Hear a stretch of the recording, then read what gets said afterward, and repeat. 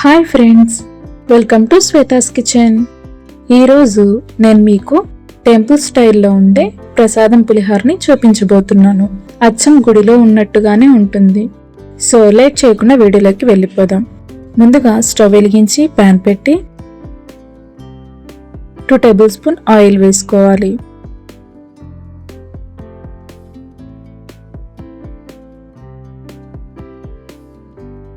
Oil heat అయ్యాక ఇందులో చింతపండు గుజ్జు వేసి ఒకసారి కలుపుకుందాం. నేను ఇక్కడ ముందుగానే గుజ్జు తీసి పక్కన పెట్టుకున్నాను.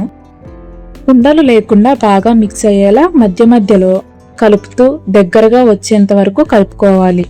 ఇప్పుడు ఈ చింతపండు గుజ్జులోకి 1/2 టేబుల్ స్పూన్ పసుపు, 1 టేబుల్ స్పూన్ కల్లుప్పు, 3 పచ్చిమిర్చిని ఇలా కట్ చేసి వేసుకోవాలి. అలాగే మనం ముందుగా గ్రైండ్ చేసుకున్న పొడిని వేసుకుందాం. సారీ అండి, ఇక్కడ స్కిప్ అయిపోయింది వీడియో. ఇక్కడ పొడిలో నేను ఏమేమి వేసుకున్నానో చెప్తాను. ఈ పొడిలో 1 టేబుల్ స్పూన్ మిరియాలు, 1/2 టేబుల్ స్పూన్ ఆవాలు, 1 టేబుల్ స్పూన్ పచ్చిశనగపప్పు, 1 టేబుల్ స్పూన్ ధనియాలు, 1/2 టేబుల్ స్పూన్ కంటే తక్కువ మెంతులు వేసి దోరగా ఫ్రై చేసి ఫైన్ పౌడర్ లా చేసుకోవాలి. ఇవి అన్ని ఆయిల్ లేకుండా ఫ్రై చేసుకోవాలి. ఇప్పుడు స్టవ్ ఆఫ్ చేసుకొని ఈ చింతపండు గుజ్జుని పక్కన పెట్టేసుకుందాం.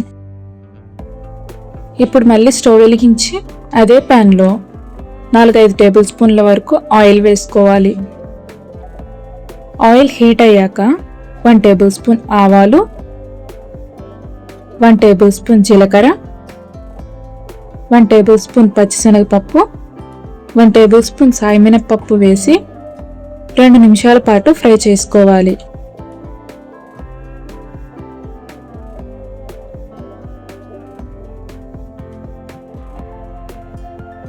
ఇవి ఇలా ఫ్రై అయ్యాక 2 టేబుల్ స్పూన్ పల్లీలు వేసి పల్లీలను బాగా ఫ్రై చేసుకోవాలి.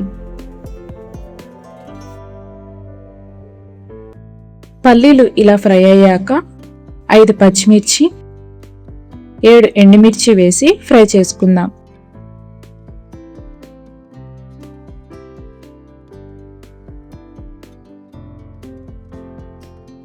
ఇప్పుడు కరివేపాకు వేసి మొత్తం బాగా ఫ్రై చేసుకోవాలి. తాలింపు బాగా ఫ్రై అయితే టేస్ట్ బాగుంటుంది.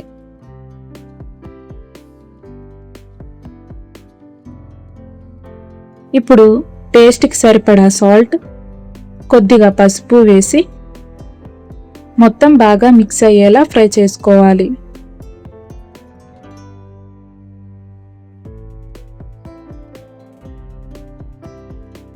ఇప్పుడు కొంచెం ఇంగువను కూడా వేసుకుందాం.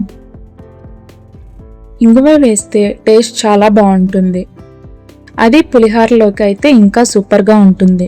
మొత్తం ఒకసారి కలుపుకొని స్టవ్ ఆఫ్ చేసుకుందాం.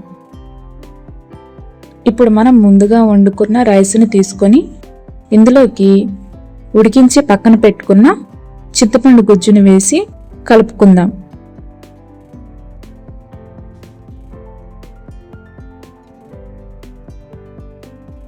ఇలా మొత్తం మిక్స్ అయ్యేలా బాగా కలుపుకోవాలి. ఇప్పుడు ఇందులోకి మనం తాలింపుని వేసుకుందాం. తాలింపు రైస్కి మొత్తం పట్టేలా బాగా కలుపుకోవాలి. అంతే అండి, ఎంతో సింపుల్గా ఉండే ప్రసాదం పులిహోర రెడీ. ఈ ప్రసాదం పులిహోరని మీరు కూడా ట్రై చేసి ఎలా వచ్చిందో కామెంట్లో చెప్పండి. ఈ వీడియో మీకు నచ్చినట్టయితే లైక్ చేసి, షేర్ చేసి, సబ్స్క్రైబ్ చేయండి.